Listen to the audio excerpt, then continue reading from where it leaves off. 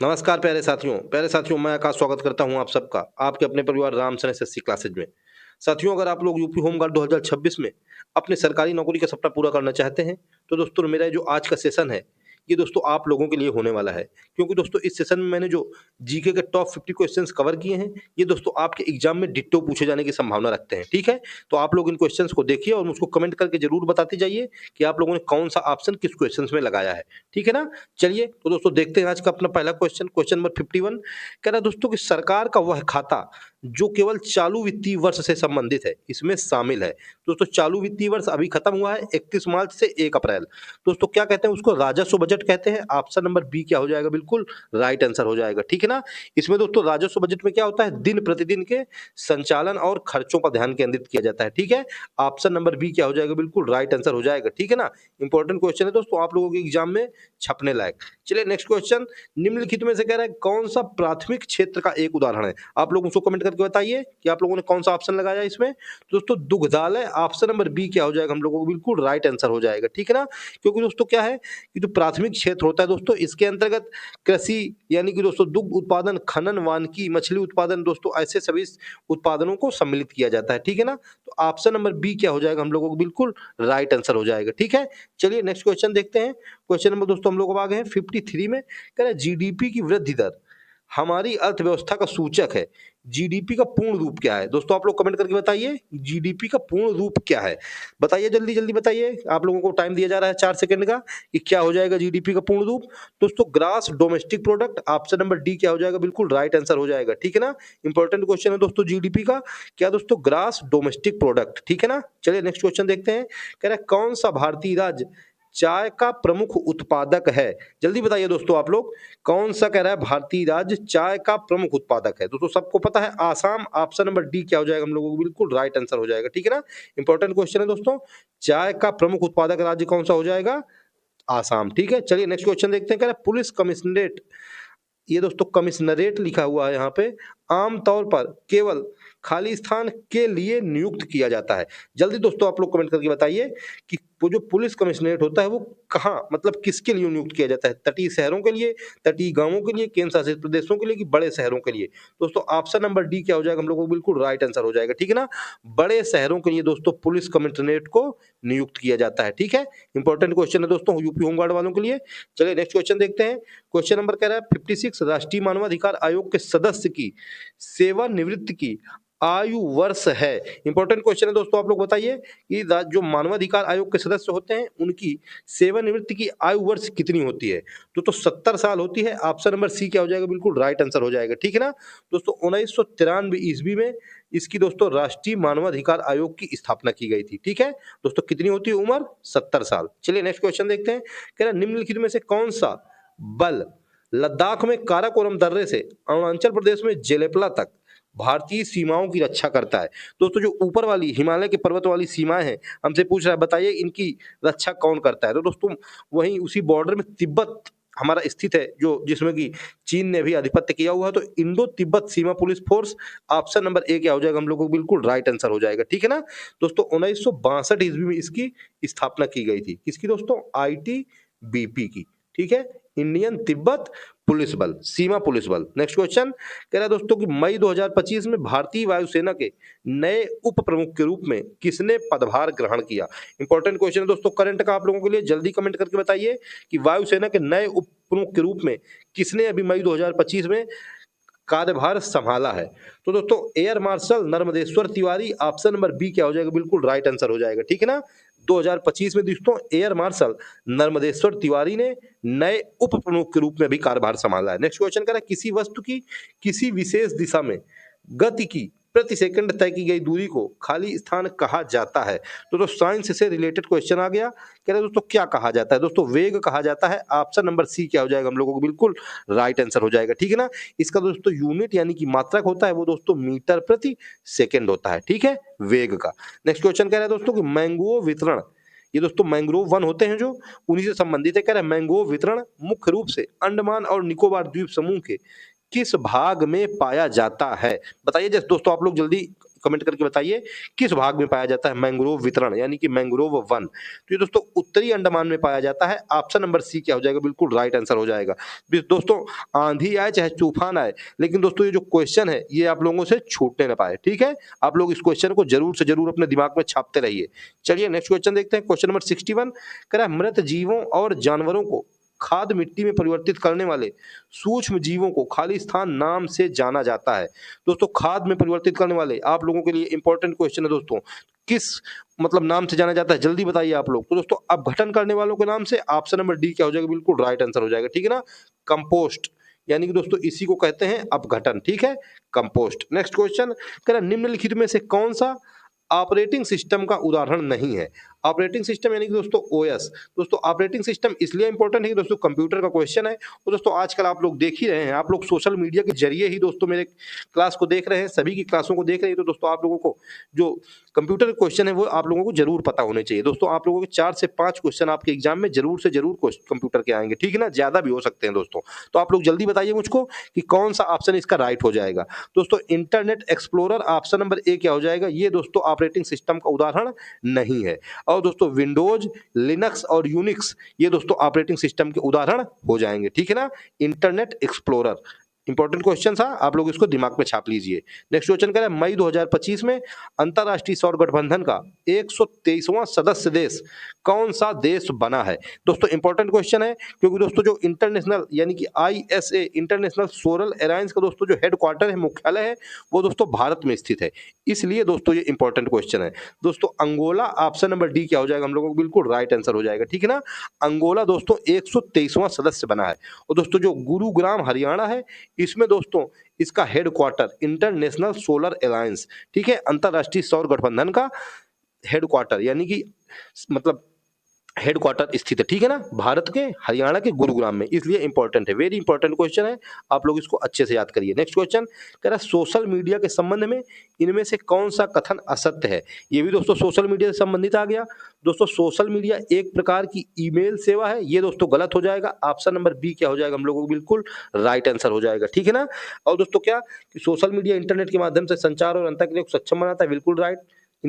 Instagram social media का उदाहरण है, बिल्कुल राइट। ट्विटर सोशल मीडिया, बिल्कुल राइट, ठीक है। तो ऑप्शन नंबर बी ईमेल सेवा सोशल मीडिया नहीं है, ठीक है। चलिए नेक्स्ट क्वेश्चन, क्वेश्चन नंबर 65 कह रहा है कौन सा सामाजिक माध्यम नहीं है। इंपॉर्टेंट क्वेश्चन है दोस्तों, सामाजिक माध्यम, वही दोस्तों सोशल मीडिया से संबंधित बातें फिर से आ गई, कंप्यूटर से ही संबंधित यानी कि सोशल मीडिया से ही संबंधित दोस्तों क्वेश्चन आ रहे हैं। दोस्तों टेलीविजन ये सोशल मीडिया का माध्यम नहीं है, ऑप्शन नंबर डी क्या हो जाएगा, बिल्कुल राइट आंसर हो जाएगा, ठीक है। दोस्तों ट्विटर, व्हाट्सएप और फेसबुक ये हमारे सामाजिक माध्यम हो जाएंगे। इंपॉर्टेंट क्वेश्चन है, आप लोग कंप्यूटर के क्वेश्चंस को अच्छे से देखिए, ठीक है, मतलब इनको हल्के में मत लीजिए, ठीक है, आसानी बरतने की कोई कोशिश नहीं है। नेक्स्ट क्वेश्चन कह रहा है उत्प्लावकता के सिद्धांत के आधार पर जहाज पानी में तैरते हैं, सर्वप्रथम इस सिद्धांत की पहचान करने का श्रेय किस वैज्ञानिक को दिया जाता है। दोस्तों आर्किमिडीज का सिद्धांत, ऑप्शन नंबर सी क्या हो जाएगा, हम लोगों को बिल्कुल राइट आंसर हो जाएगा। हम लोग दोस्तों हाई स्कूल इंटर से पढ़ते हुए चले आ रहे हैं आर्किमिडीज का सिद्धांत। आर्किमिडीज का सिद्धांत, इसी सिद्धांत के अनुसार जो पानी के जहाज होते हैं वो पानी पे तैरते हैं, ठीक है, सबको पता है। कह रहा है नेक्स्ट क्वेश्चन उस तापमान को क्या कहते हैं जिस पर वायुमंडलीय दाब पर द्रव उबलना शुरू कर देता है। पर डे दोस्तों क्वेश्चन आता है, साइंस का क्वेश्चन है, द्रव उबलना शुरू कर देता है दोस्तों क्वथनांक कहते हैं। ऑप्शन नंबर सी क्या हो जाएगा, हम लोगों को बिल्कुल राइट आंसर हो जाएगा, ठीक है। नेक्स्ट क्वेश्चन कह रहा है विद्युत ऊर्जा की वाणिज्यिक इकाई है। दोस्तों विद्युत ऊर्जा की वाणिज्यिक इकाई किलोवाट घंटा, ऑप्शन नंबर सी क्या हो जाएगा, हम लोगों को बिल्कुल राइट आंसर हो जाएगा, ठीक है ना। वाणिज्यिक का मतलब दोस्तों कमर्शियल, ये जो हमारे तुम्हारे घरों में यूज होती है, 1 किलोवाट घंटा, ठीक है ना। ये दोस्तों विद्युत ऊर्जा की हमारे तुम्हारे लाइट की क्या हो जाएगी, वाणिज्यिक इकाई हो जाएगी, ठीक है। चलिए नेक्स्ट क्वेश्चन कह रहा निम्न में से क्या अधातु का भौतिक गुण नहीं है। अधातु से संबंधित क्वेश्चन आ गया दोस्तों, इंपॉर्टेंट क्वेश्चन है ये दोस्तों, ठोस अवस्था में होते हैं, ये दोस्तों गलत कह रहा है, ये दोस्तों इसको गुण नहीं है, तो ऑप्शन नंबर ए क्या हो जाएगा, बिल्कुल राइट आंसर हो जाएगा, ठीक है ना। ये दोस्तों आघात वर्धिका नहीं होती और तन्यता नहीं होती है इनमें, ये दोस्तों ऊष्मा और विद्युत कुचालक होती हैं, और दोस्तों इनका निम्न गलनांक और क्वथनांक होता है, ठीक है। और केवल दोस्तों ये ठोस अवस्था में नहीं होते हैं, ये हमारा गलत हो जाएगा, तो ऑप्शन नंबर ए क्या, बिल्कुल राइट। नेक्स्ट क्वेश्चन कह रहा है वह एकमात्र अधातु कौन सी है जो कमरे के तापमान पर द्रव में बदल जाती है। इंपॉर्टेंट क्वेश्चन है दोस्तों, आप लोग कमेंट करके जल्दी जल्दी बताइए, आप लोगों के लिए 5 सेकंड का टाइम है। कमरे के तापमान तापमान पर द्रव में बदलने वाली अधातु कौन सी है दोस्तों? जल्दी बताइए दोस्तों। दोस्तों ब्रोमीन हो जाएगी, ऑप्शन नंबर बी क्या हो जाएगा हम लोगों को? बिल्कुल राइट आंसर हो जाएगा, ठीक है ना। कमरे के तापमान पर दोस्तों ये किसमें द्रव में बदल जाती है दोस्तों? क्या है? अधातु है, आप लोग इसको याद रखिए, ठीक है। इंपॉर्टेंट क्वेश्चन था। क्वेश्चन नंबर 71 कह रहा निम्न में कौन सा एंजाइम प्रोटीन का विखंडन करता है? प्रोटीन का विखंडन करने वाला एंजाइम दोस्तों पेप्सिन एंजाइम। पा से प्रोटीन और पा से पेप्सिन, ऑप्शन नंबर डी क्या हो जाएगा? बिल्कुल राइट आंसर हो जाएगा, ठीक है ना। पी से प्रोटीन, पी से पेप्सिन। नेक्स्ट क्वेश्चन कह रहा है इनमें से किस जीव में तीन कोष्ठी हृदय होता है? इंपॉर्टेंट क्वेश्चन होता है दोस्तों। तीन कोष्ठी हृदय, आप लोग जल्दी बताइए कमेंट करके। तीन कोष्ठी हृदय किसमें होता है दोस्तों? मछली में होता है कि पक्षी में होता है कि मेढक में होता है कि मनुष्य में होता है? दोस्तों मेढक में होता है, ऑप्शन नंबर सी क्या हो जाएगा हम लोगों को? बिल्कुल राइट आंसर हो जाएगा, ठीक है ना। तीन कोष्ठी दोस्तों हृदय होता है मेढक में। चलिए नेक्स्ट क्वेश्चन देखते हैं। क्वेश्चन नंबर दोस्तों 73 कह रहा है कि खाली स्थान ग्रंथि को मास्टर ग्रंथि के नाम से भी जाना जाता है। इंपॉर्टेंट क्वेश्चन तो जल्दी बताइए कमेंट करके। मास्टर ग्रंथि के नाम से किसको जाना जाता है? दोस्तों मास्टर ग्रंथि के नाम से पिट्यूटरी ग्रंथि को, ऑप्शन नंबर सी क्या हो जाएगा हम लोगों को? बिल्कुल राइट आंसर हो जाएगा, ठीक है ना। इसको दोस्तों हिंदी में पीयूष ग्रंथि भी कहते हैं।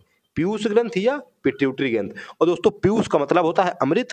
दोस्तों अमृत है इसीलिए इसको मास्टर ग्रंथि के नाम से भी जाना जाता है, ठीक है। चलिए नेक्स्ट क्वेश्चन का कुष्ठ रोग यानी कि लेप्रोसी को खाली स्थान के नाम से भी जाना जाता है। दोस्तों कुष्ठ रोग या लेप्रोसी को ये दोस्तों हैंसन रोग के नाम से जाना जाता है। ऑप्शन नंबर बी क्या हो जाएगा? बिल्कुल राइट आंसर हो जाएगा। इंपॉर्टेंट क्वेश्चन है दोस्तों आप लोगों के लिए। किस रोग से दोस्तों?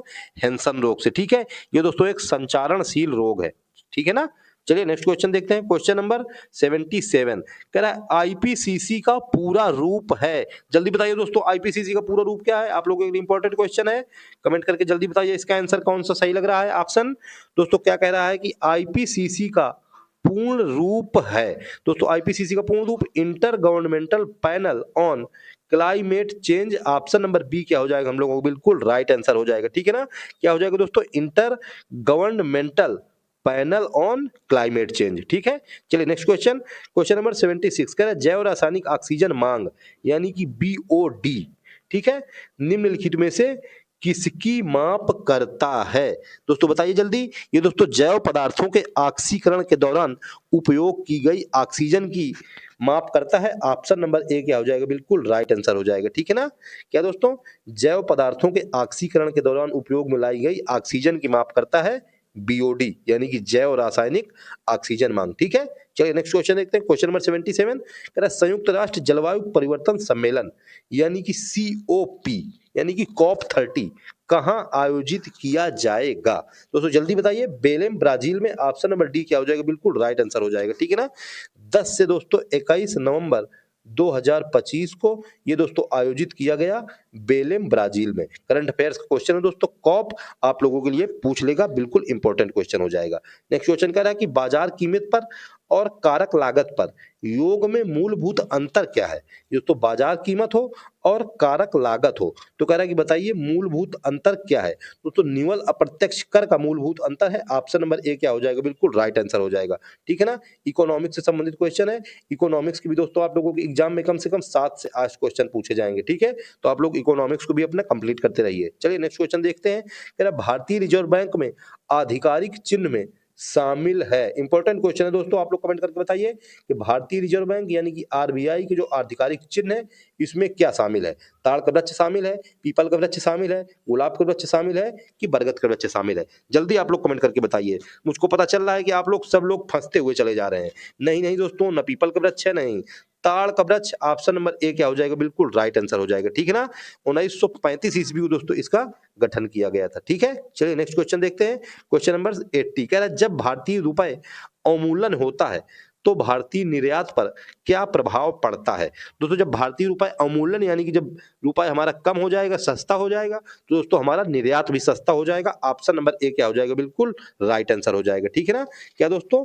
जब रुपए का अवमूल्यन तो हमारा निर्यात भी सस्ता। चलिए नेक्स्ट क्वेश्चन। क्वेश्चन नंबर 81 कह रहा है सरकार के कुल राजस्व और कुल व्यय के बीच के अंतर को खाली स्थान कहा जाता है। इंपॉर्टेंट क्वेश्चन है दोस्तों, कुल राजस्व और कुल व्यय के बीच के अंतर को कह रहा है क्या कहा जाता है? दोस्तों राजकोषीय घाटा कहा जाता है। ऑप्शन नंबर ए क्या हो जाएगा? बिल्कुल राइट आंसर हो जाएगा, ठीक है ना। और दोस्तों कुल राजस्व और कुल व्यय, और दोस्तों कुल आय और कुल व्यय के अंतर को बजट घाटा कहा जाता है। ठीक है दोस्तों, इस क्वेश्चन का आंसर ऑप्शन नंबर ए बिल्कुल राइट। नेक्स्ट क्वेश्चन कह रहा है आईएमएफ इंटरनेशनल मॉनेटरी फंड भुगतान संतुलन नियमावली के अनुसार वस्तुओं के आयात और निर्यात को खाली स्थान प्रस्तुत किया जाना चाहिए। किसके आधार पर कह रहा है प्रस्तुत किया जाना चाहिए, हम लोगों को जल्दी बिल्कुल बता देना है। तो एफओबी के आधार पर ऑप्शन नंबर बी क्या हो जाएगा, बिल्कुल राइट आंसर हो जाएगा। ठीक है ना, फ्री ऑन बोर्ड। ठीक है, फ्री ऑन बोर्ड यानी कि दोस्तों एफओबी यानी कि फ्री ऑन बोर्ड के आधार पर हमको प्रस्तुत किया जाना चाहिए। ठीक है, चलिए नेक्स्ट क्वेश्चन देखते हैं। क्वेश्चन नंबर 83 कह रहा है प्रतिवर्ष खाली स्थान द्वारा मानव विकास रिपोर्ट यानी कि एचडीआर ह्यूमन डेवलपमेंट रिपोर्ट प्रकाशित की जाती है। तो संयुक्त राष्ट्र विकास कार्यक्रम के द्वारा ऑप्शन नंबर डी क्या हो जाएगा, बिल्कुल राइट आंसर हो जाएगा। ठीक है ना, यूनाइटेड नेशनल एनवायरमेंट प्रोग्राम संयुक्त राष्ट्र विकास कार्यक्रम के द्वारा दोस्तों प्रतिवर्ष मानव विकास रिपोर्ट प्रकाशित की जाती है। इंपॉर्टेंट क्वेश्चन है आप लोगों के लिए। ठीक है, आप लोग बस कमेंट करके बताइए कि यूनाइटेड नेशनल एनवायरमेंट प्रोग्राम की स्थापना किस वर्ष की गई। नेक्स्ट क्वेश्चन कह रहा है निम्नलिखित में से क्या राज्य स्तर पर जीएसटी के अंतर्गत सम्मिलित नहीं है। राज्य स्तर पर कौन सी चीज है जो जीएसटी के अंतर्गत सम्मिलित नहीं है। दोस्तों केंद्रीय उत्पाद शुल्क, इसमें केंद्र लग गया है दोस्तों, तो ये राज्य के अंतर कैसे आएगा। ऑप्शन नंबर ए क्या हो जाएगा, बिल्कुल राइट आंसर हो जाएगा। ठीक है, आगे जाने की जरूरत ही नहीं है। ए नंबर ऑप्शन हम लोगों को क्या हो जाएगा, बिल्कुल राइट आंसर हो जाएगा। चलिए नेक्स्ट क्वेश्चन कह रहा है कि क्रोएशिया गणराज्य की राजधानी क्या है। दोस्तों क्रोएशिया गणराज्य की राजधानी जागरेब है। ऑप्शन नंबर सी क्या हो जाएगा, हम लोगों को बिल्कुल राइट आंसर हो जाएगा। ठीक है ना, मेक्सिको सिटी दोस्तों मैक्सिको की, और दोस्तों नीदरलैंड की हो जाएगी एम्स्टर्डम। नेक्स्ट क्वेश्चन कह रहा है विश्व फार्मासिस्ट दिवस, इंपॉर्टेंट क्वेश्चन, फार्मासिस्ट दिवस कब मनाया जाता है। जितने भी फार्मासिस्ट के स्टूडेंट लोग देख रहे हो जल्दी कमेंट करके बताइए। ठीक है, कि फार्मासिस्ट दिवस कब मनाया जाता है। दोस्तों 25 सितंबर को मनाया जाता है। ऑप्शन नंबर ए क्या हो जाएगा, बिल्कुल राइट आंसर हो जाएगा। ठीक है ना, दोस्तों 10 दिसंबर को क्या मनाया जाता है, विश्व मानवाधिकार दिवस। क्या दोस्तों, विश्व मानवाधिकार दिवस, ये दोस्तों 10 दिसंबर को। 22 मार्च को दोस्तों मनाया जाता है वर्ल्ड जल दिवस। ठीक है, और दोस्तों 22 जुलाई को मनाया जाता है राष्ट्रीय ध्वज दिवस। ठीक है, चलिए नेक्स्ट क्वेश्चन देखते हैं। क्वेश्चन नंबर 87 कह रहा है एनिमल फार्म पुस्तक किसने लिखी है, बताइए जल्दी से। एनिमल फार्म, अभी एनिमल मूवी आई थी, अब आ गई बुक एनिमल फार्म, पुस्तक किसने लिखी है। दोस्तों जॉर्ज ऑरवेल ने लिखी है। ऑप्शन नंबर सी क्या हो जाएगा, बिल्कुल राइट आंसर हो जाएगा। ठीक है, और दोस्तों अभी जो एनिमल मूवी आई थी इसमें हीरो कौन था ये तो सबको पता है, तो हमको एनिमल बुक पता करनी है, एनिमल फार्म बुक, ये जॉर्ज ऑरवेल ने। नेक्स्ट क्वेश्चन कह रहा है soldiering with dignity, dignity means होता है दोस्तों महत्वाकांक्षा, यानी कि निम्नलिखित में से किस दिग्गज भारतीय यानी कि सैन्य अधिकारी पर लिखा गया उपन्यास है। बताइए दोस्तों जल्दी कि सोल्जरिंग विद डिग्निटी दोस्तों field marshal Sam Manekshaw, option number B क्या हो जाएगा, हम लोगों को बिल्कुल राइट आंसर हो जाएगा। ठीक है ना, इनके ऊपर दोस्तों लिखा गया प्रसिद्ध उपन्यास है। अभी दोस्तों सैम मानेकशॉ के ऊपर भी एक मूवी आई थी। ठीक है ना, आप सब लोगों ने इसको देखी होगी। अब दोस्तों आप लोग मुझको कमेंट करके बताइए कि जो सैम मानेकशॉ का कैरेक्टर है ये किस हीरो ने प्ले किया था। ठीक है, आप लोग जरूर से जरूर बताइए। मैं हिंट दिए दे रहा हूं, वो दोस्तों हमारे जो एक्ट्रेस हैं कैटरीना कप, उनके मतलब हस्बैंड है। आप लोग ये जरूर बता दीजिए कमेंट करके कि सैम मानेकशॉ जो मूवी आई थी इसमें रोल किसने किया था।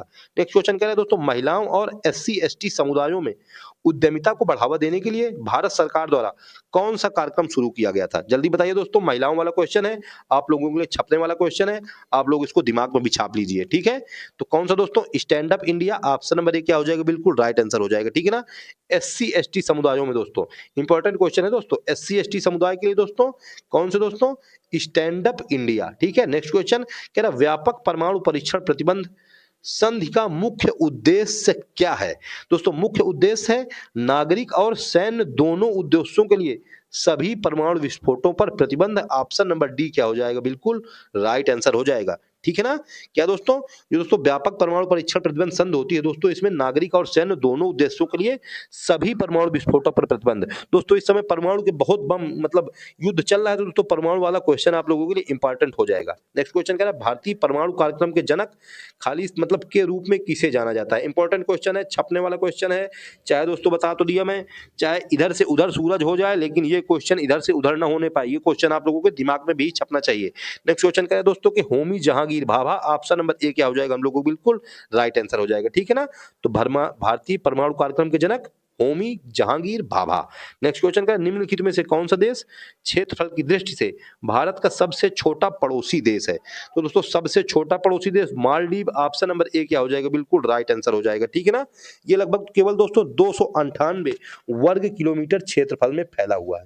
कितना दोस्तों, 298 किलोमीटर स्क्वायर क्षेत्रफल में। ठीक है, तो सबसे छोटा पड़ोसी देश है दोस्तों अपना भारत का। नेक्स्ट क्वेश्चन कह रहा है, ओबरा थर्मल पावर केंद्र निम्न में से किसकी सहायता से स्थापित किया गया है? दोस्तों ओबरा सोवियत रूस की सहायता से, ऑप्शन नंबर क्या हो जाएगा, बिल्कुल राइट आंसर हो जाएगा रूस। ओबरा रूस, ओबरा में रूस कर दिया। ठीक है ना, ओबरा रूस, ये दोस्तों उत्तर प्रदेश राज्य के सोनभद्र जिले में दोस्तों, ये इंपॉर्टेंट है। किस जिले में दोस्तों, सोनभद्र जिले में दोस्तों स्थित है उत्तर प्रदेश राज्य के ओबरा थर्मल पावर केंद्र। नेक्स्ट क्वेश्चन कह रहा है, हिंदू मुस्लिम एकता का संकेतक सुलह कुल महोत्सव, इंपॉर्टेंट क्वेश्चन है, सुलह कुल महोत्सव कहां मनाया जाता है? दोस्तों आगरा में मनाया जाता है। ऑप्शन नंबर ए क्या होगा, बिल्कुल राइट आंसर हो जाएगा। ठीक है दोस्तों, जितने भी स्टूडेंट आगरा से क्लास को देख रहे हो कमेंट करके जरूर बताएं कि सुलह कुल महोत्सव किस महीने में मनाया जाता है, क्योंकि अब हम लोग भी देखने आने वाले हैं। ठीक है ना, तो चलिए बताइए, नेक्स्ट क्वेश्चन देखते हैं। क्वेश्चन नंबर 95 कह रहा है, वुमेन इन सिनेमा पहल के अंतर्गत किस भारतीय अभिनेत्री को कांस 2025 में सम्मानित किया गया? अभिनेत्री का क्वेश्चन है, यानी कि विमेन का क्वेश्चन है।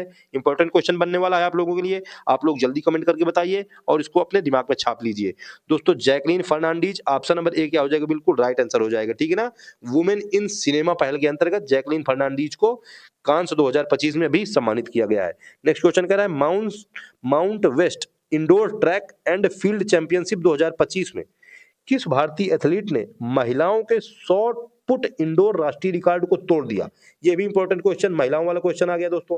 मैंने बता दिया, जितने भी दोस्तों महिलाओं के और लड़कियों के और विमेन के क्वेश्चन आएंगे, सारे के सारे आपके एग्जाम में छपने वाले क्वेश्चन होंगे। आप लोग इन क्वेश्चन को किसी भी तरीके से भूलिए मत, ठीक है, याद करके रखिए। दोस्तों Krishna Jaishankar, option number B क्या हो जाएगा, बिल्कुल राइट आंसर हो जाएगा। ठीक है ना, कृष्णा जयशंकर ने दोस्तों 16.03 मीटर को दोस्तों थ्रो करके जो शॉर्ट पुट का पहला रिकॉर्ड था उसको दोस्तों तोड़ दिया है। ठीक है ना, पहले दोस्तों 16 मीटर का था रिकॉर्ड, अब दोस्तों उन्होंने 16.03 मीटर कर दिया है, यानी कि दोस्तों 0.3 मीटर बढ़ा दिया है कृष्णा जयशंकर ने। ठीक है, चलिए नेक्स्ट क्वेश्चन देखते हैं। क्वेश्चन नंबर दोस्तों 97 कह रहा, सितंबर 2025 में दादा साहब फाल्के पुरस्कार 2023 किसे प्रदान किया गया? 2023 का दोस्तों 2025 में भी प्रदान किया गया है दोस्तों मोहनलाल विश्वनाथन नायर को। ऑप्शन नंबर ए क्या हो जाएगा, बिल्कुल राइट आंसर हो जाएगा। ठीक है ना, ये दोस्तों मलयालम फिल्म अभिनेता है। कौन से हैं दोस्तों, मलयालम फिल्म अभिनेता है। इनको दोस्तों 2023 का दादा साहेब फाल्के पुरस्कार दिया गया है। नेक्स्ट क्वेश्चन करें दोस्तों, यूपी SRLM ने रिस्क रिडेसल फंड के तहत SC/ST के आरक्षित सदस्यों के लिए खाली स्थान का प्रावधान किया है। दोस्तों 2250 रुपए का प्रावधान किया है। ऑप्शन नंबर डी क्या हो जाएगा, बिल्कुल राइट आंसर हो जाएगा। ठीक है ना, 2250 रुपए का दोस्तों प्रावधान SC/ST के लिए किया गया है UP SRLM risk redressal fund के तहत। ठीक है ना, चलिए नेक्स्ट क्वेश्चन देखते हैं। क्वेश्चन नंबर 99 कह रहा है, आत्मनिर्भर भारत के कृषि सुधार का मुख्य उद्देश्य है। इंपॉर्टेंट क्वेश्चन दोस्तों, आत्मनिर्भर भारत कब शुरू हुआ? 2020 में शुरू हुआ, कोरोना के बाद शुरू हुआ। अब दोस्तों कह रहा है कि बताइए कृषि सुधार का मुख्य उद्देश्य क्या है? कह रहा है कि कृषि को कम करना है, कि कृषि भूमि बढ़ाना है, किसानों की आय बढ़ाना है, कि आयात बढ़ाना है? दोस्तों किसानों की आय बढ़ाना है। ऑप्शन नंबर सी क्या हो जाएगा, बिल्कुल राइट आंसर हो जाएगा। ठीक है, नेक्स्ट क्वेश्चन देखते हैं। कह रहा है, इलेक्ट्रॉनिक उत्पादन बढ़ाने वाली योजना कौन सी है? इलेक्ट्रॉनिक उत्पादन बढ़ाने वाली योजना PLI for electronics. Option number B क्या हो जाएगा, बिल्कुल राइट आंसर हो जाएगा। ठीक है ना, क्या दोस्तों, PLI फॉर इलेक्ट्रॉनिक्स। मैंने दोस्तों बताया कि कंप्यूटर क्वेश्चन, सोशल मीडिया के क्वेश्चन, आजकल दोस्तों सोशल मीडिया का ही जमाना है। आप लोगों को सोशल मीडिया और कंप्यूटर के सारे क्वेश्चन अपने दिमाग में छाप के रखने हैं। ठीक है, आपके एग्जाम में जरूर से जरूर 7 से 8 क्वेश्चन पूछे जाएंगे। ठीक है ना दोस्तों, ये थे आज के टॉप 50 क्वेश्चन जो कि दोस्तों कवर हो गए हैं, और दोस्तों आप लोगों को उम्मीद है कि पसंद आए होंगे। ठीक है, तो दोस्तों आप लोगों को अगर पसंद आए हो तो एक लाइक जरूर करना वीडियो को, और दोस्तों अगर आप लोग मेरे चैनल पर नए हैं तो चैनल को लाइक कर मतलब सब्सक्राइब कर लेना, जिससे कि आप लोगों को ऐसी इंपॉर्टेंट क्लास मिलती रहे और आप लोगों को जो 2026 में सरकारी नौकरी के सिलेक्शन का सपना है वो पूरा हो जाए। ठीक है ना, मैं दोस्तों यही उम्मीद करूंगा। तो ठीक है दोस्तों, आज की क्लास में दोस्तों इतना ही। मिलते हैं दोस्तों नेक्स्ट वीडियो में, यानी कि कल। तो तब तक के लिए जय हिंद, जय श्री राम, और दोस्तों अपनी तैयारी बेहतर करते रहिए।